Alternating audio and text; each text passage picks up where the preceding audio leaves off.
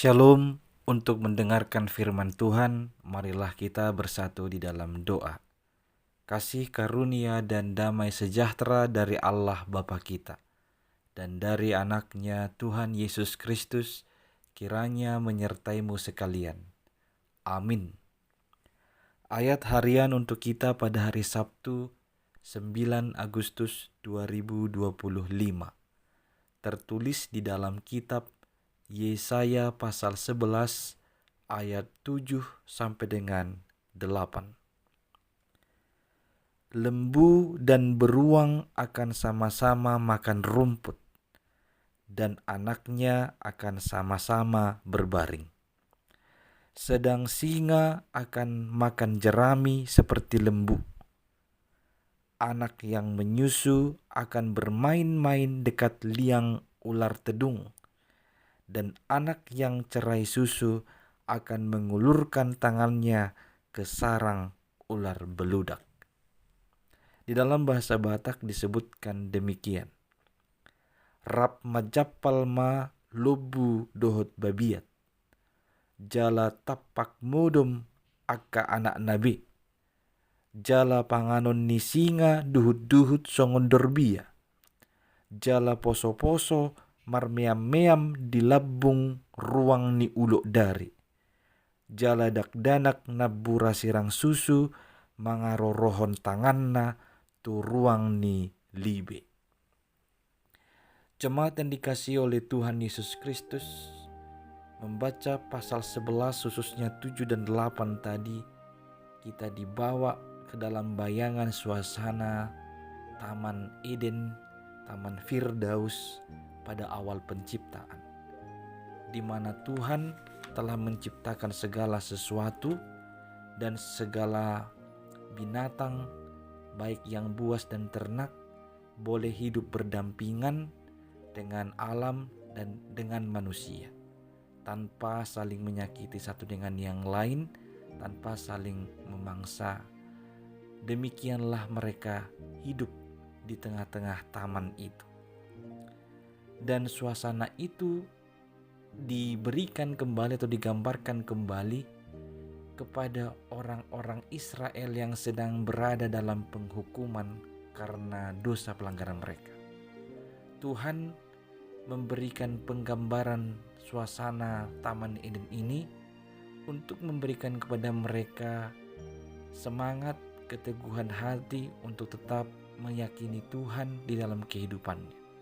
Walau mereka harus terbuang, walau mereka harus dihukum, namun mereka harus tetap menaruh percaya bahwa Tuhanlah Sang Pemberi damai sejahtera atas kehidupan mereka. Memang sejak kejatuhan manusia ke dalam dosa, hubungan atau relasi manusia dengan alam dan dengan Tuhan itu menjadi rusak.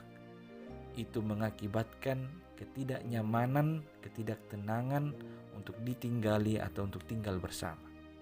Maka Tuhan selalu berinisiatif mencari cara bagaimana supaya relasi ini dapat dipulihkan, hubungan yang harmonis itu dapat dipulihkan. Dan Dia menjanjikan kedatangan Mesias dari keturunan Isai, dari tunas Daud.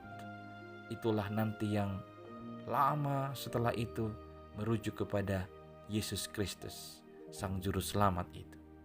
Yesus Kristuslah Sang Juru Damai. Dia akan mendatangkan suasana surgawi itu yang akan memulihkan relasi kita manusia dengan Tuhan, relasi kita manusia dengan alam semesta, dan relasi kita manusia dengan sesama. Hanya Yesus Kristus yang sanggup memperdamaikan kita semuanya, mendatangkan damai sejahtera itu atas kehidupan kita.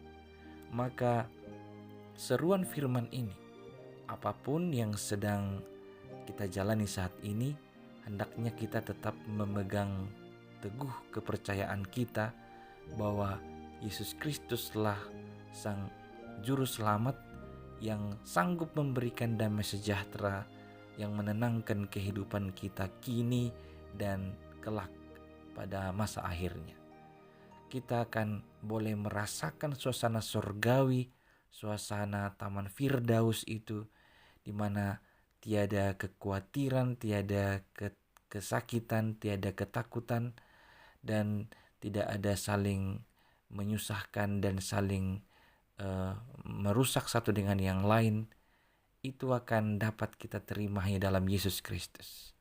Suasana Taman Firdaus itu hanya dapat kita temukan melalui Yesus Kristus. Maka peganglah teguh, percaya kepada Yesus Kristus itu sebagai Sang Raja Damai.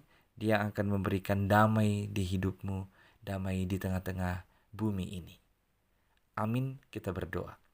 Ya Tuhan Allah kami, terima kasih atas inisiatif-Mu yang senantiasa berupaya untuk menyelamatkan kami dan mendatangkan sejahtera atas kehidupan kami.